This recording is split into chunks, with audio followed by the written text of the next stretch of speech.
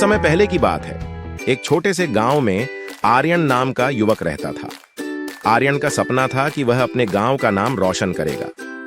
एक दिन वह एक जादूगर से मिलता है जिसका नाम था मायावी मनीष। पहली बार जब मायावी मनीष आर्यन को अपनी जादू की दुनिया में ले गया, आर्यन ने देखा कि एक छोटा सा पर्वत उग रहा था। मायावी मनीष ने कहा, इस पर्वत के ऊपर से तुम्हें एक सवाल का जवाब मिलेगा जिसका उत्तर तुम्हें अपने लक्ष्य की ओर बढ़ने में मदद करेगा। आर्यन ने पर्वत की ओर बढ़ते हुए सवाल पूछा, यह पर्वत किस बात का प्रतीक है? मायावी मनीष ने मुस्कुराते हुए कहा, इस पर्वत का नाम है संघर्ष। जो इसे चढ़कर जाएगा उसे अपने लक्ष्य की प्राप्ति में कभी भी संघर्ष करना पड़ेगा। आर्यन ने पहला कदम रखा और एक चुनौतीपूर्ण यात्रा शुरू की। जैसे ही वह संघर्ष की ऊंचाई पर पहुंचा, वह एक अद्वितीय दुनिया में पहुंच गया। वहां उसने अद्वितीय विचारों और सीखों का सामना किया। मायावी मनीष ने बताया, आर्यन, इस दुनिया में तुम्हें बहुत सारी चुनौतियों का सामना करना पड़ेगा, परंतु तुम्हें कभी हार नहीं माननी चाहिए। हर चुनौती को एक नई सीख समझो और आगे बढ़ो। आर्यन ने संघर्ष भरी यात्रा जारी रखी और हर कदम पर वह नए ज्ञान को अपनाता गया। वह एक समझदार, उत्साही और निरंतर प्रयासी बन गया।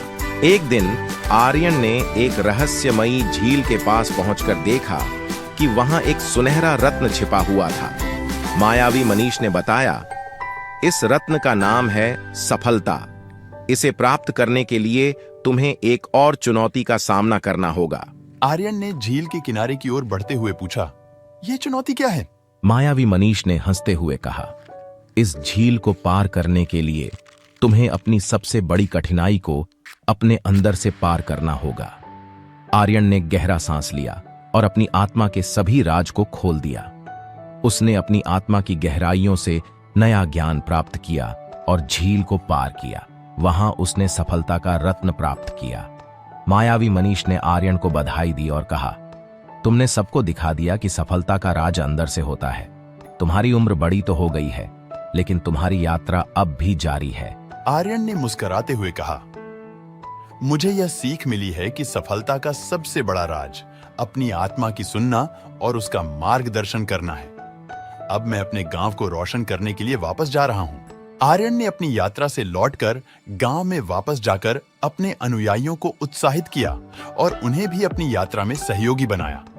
उसने अपने गांव को सफलता की ऊंचाइयों तक पहुंचाया और उसे एक आदर्श बना दिया। गांव वालों ने आर्यन को हीरो माना और उसके साथ मिलकर गांव को एक नया आधार दिया।